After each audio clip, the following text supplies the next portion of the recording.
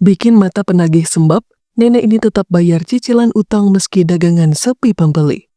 Di sebuah kawasan yang tidak disebutkan namanya, suasana pasar yang biasanya ramai mendadak menjadi sepi.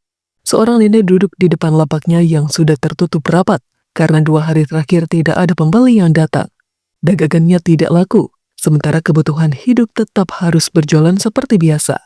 Nenek itu hanya membawa dompet lusuh berisi sisa uang receh yang seharusnya digunakan untuk membeli makan. Namun dalam hatinya, ia merasa memiliki kewajiban untuk membayar cicilan utang yang sudah jatuh tempo. Meski tidak ada penghasilan, ia tetap memikirkan kewajiban itu. Ketika penagih utang datang ke lokasi, nenek itu menyambut dengan wajah lelah namun tetap berusaha tersenyum. Tangannya gemetar saat mengeluarkan beberapa lembar uang lusuh dari dompet yang sudah usang dan tampak hampir robek di beberapa bagian. Penagih utang itu menerima uang tersebut dengan raut wajah serius pada awalnya. Ia menatap nenek itu yang tampak menahan rasa cemas. Nenek itu tidak tahu apakah jumlah uang tersebut cukup atau tidak. Yang ia tahu hanya niat untuk menunaikan kewajibannya. Namun momen yang terjadi setelahnya membuat suasana menjadi berubah. Sang penagih justru terlihat menahan sesuatu di matanya, seolah rasa iba menyergap hatinya. Ia kemudian mengembalikan uang tersebut kepada nenek itu tanpa menerima satu lembar pun.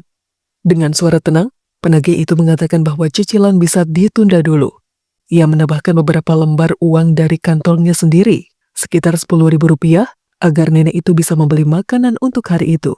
Nenek tersebut terdiam sejenak, matanya berkaca-kaca mendengar ucapan itu. Sisa uang yang tadinya hendak diserahkan untuk cicilan, kini kembali ke tangannya dengan tambahan yang tidak pernah ia duga sebelumnya. Penagih itu bahkan berkata bahwa ia tidak akan marah bila cicilan tersebut dibayar lain waktu.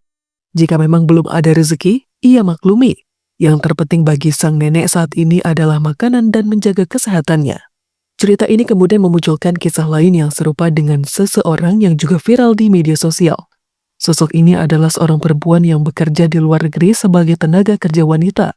Ia mengalami dilema besar yang tak kalah menguras emosi. Perempuan tersebut bernama Siti Aisyah.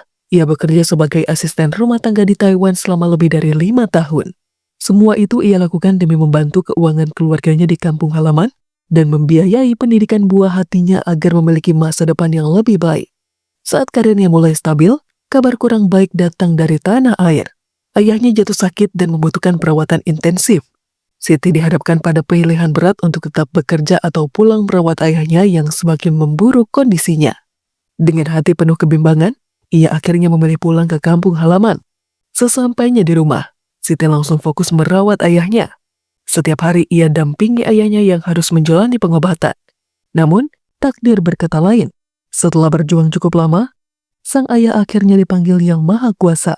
Siti tak bisa menahan air matanya. Meski hatinya hancur, Siti tidak pernah menyesal dengan keputusannya. Ia merasa beruntung bisa menemani ayahnya di masa-masa terakhirnya.